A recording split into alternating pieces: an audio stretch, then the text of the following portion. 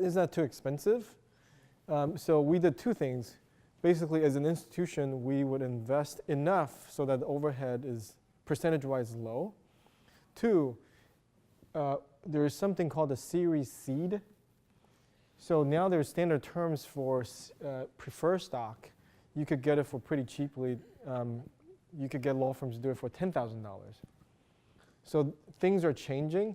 So our advice to entrepreneurs is try to bootstrap to this point minimal viable product, and raise $500,000 to $1 million through preferred financing. So you have enough of a scale. But if you need to raise $250K, do a convertible note. That's fine, and it'll cost you $2,000 to $3,000. But as an institution, we prefer to be in a company where everything's spelled out very clearly and don't have any sort of moving parts. With SAFE, lots of moving parts, and with convertible note, some moving parts.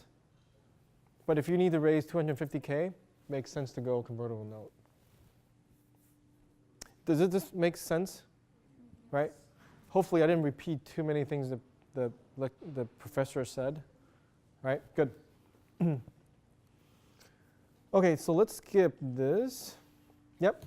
What do you think is the minimum amount to have a preferred stock? Minimum round of financing for different people give you different answers. For me, it's $1 million. Yep.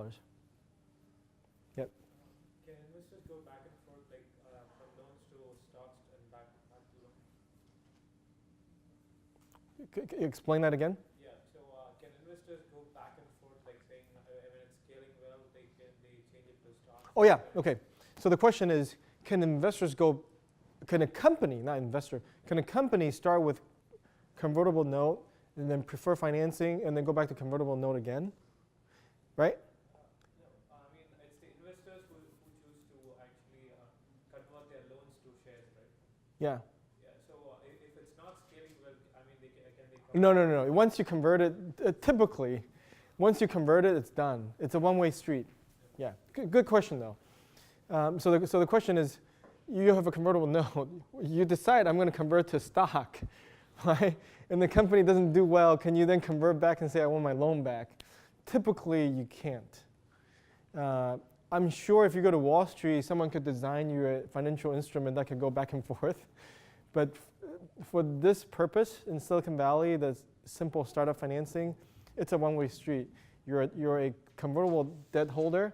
And if you see things are going well, you could convert it. And then once you convert it, become a shareholder. Yeah. Good question. Yeah, please. Beyond $1 million, people don't do convertible notes, No, sometimes they still do. I mean, you see convertible notes of even larger, and for different rationales. Let's say you're a Series B company, you already raised $100 million, and then you might need $5 million to go to the next round. But you don't want to do a full equity financing because $5 million to them is small. So you would just have people invest in the convertible note that will convert to the next round of financing, right? Because you don't have time to raise $100 million. Your next raise is $100 million, but you only need $5 million to get to that stage. You take in a little bit of money. You kind of delay the proper equity financing. Does that make sense? So think of convertible note as just a delay of a proper financing, right? You could use that at the early stage. You could use that at the late stage. Yeah. I understand this convertible loan used when you don't understand how maybe clearly make evaluation of the company. Now, right. So the next investor make this valuation and you take a part of the company. Yeah, this is the perspective. Yeah, so that's exactly the reason. So let me repeat that for the class. So one of the key features of a convertible note is it's a delay of setting valuation. So let me repeat that, right? So you do a convertible note, so you don't have to set a valuation right now for whatever reason, right? So for instance, One reason could be you're an inside investor, you're an existing investor. You may have a conflict of interest in setting valuation, right? You want someone else to set the valuation. Because you're an insider, you may be overly optimistic about the company, right? Or you're a friends and family or angels, you don't want to set the valuation because you don't know how to set valuation.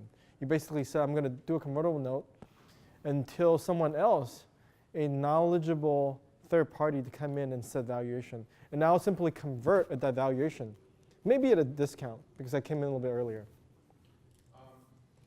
If you invest $10,000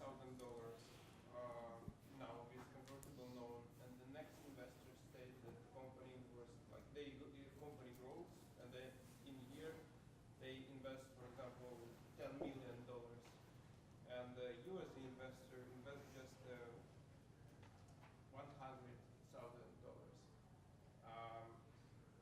How they make your stock? How they understand? Okay, so let me try to rephrase your question. I think basically what you're saying is there's a disadvantage of being a convertible note holder because you invest and then the company makes progress, the valuation goes up. Why would you want to convert at that high valuation, right?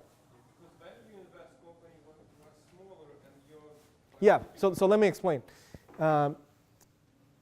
There's something in the convertible note, there are a couple features, two key features to remember, and this will probably apply to all of you very soon if you raise a convertible note, right? Let's say if you raise $200,000 from friends and family, and instead of giving them a loan, you say, well, let's do a convertible note that converts at the next investor or next equity financing. You need to look at two things. One is the discount, and the other one is the maximum conversion rate valuation. A discount is simple, right? So I invest now in a convertible note, and someone else comes in and they invest at $10 million, right, valuation. I would have a discount, say 20%, and I would invest in a valuation of $8 million. Why? Because I came in a little bit earlier, right? That's one feature. Feature number two, I may have a cap, right? I may have a cap at $2 million because I came in really early. My $100,000 at $2 million, reflects the state of the company, right? So someone else may come in at 10 million, but I'm going to raise my hand and say, excuse me, you come in at 10 million valuation, but I invested 8 months ago, and I have a cap or a maximum valuation conversion at 2 million. So I actually would own more shares. I come in at a cheaper valuation. Does that make sense? And they just deal what will be the right way, yeah? Yeah, so he said, do they then just deal with the right way, i.e., do the lawyers do all the arithmetic to figure out the right shares? Yes. Simple arithmetic they can handle. Yeah, good? All right, let's talk about something even more important.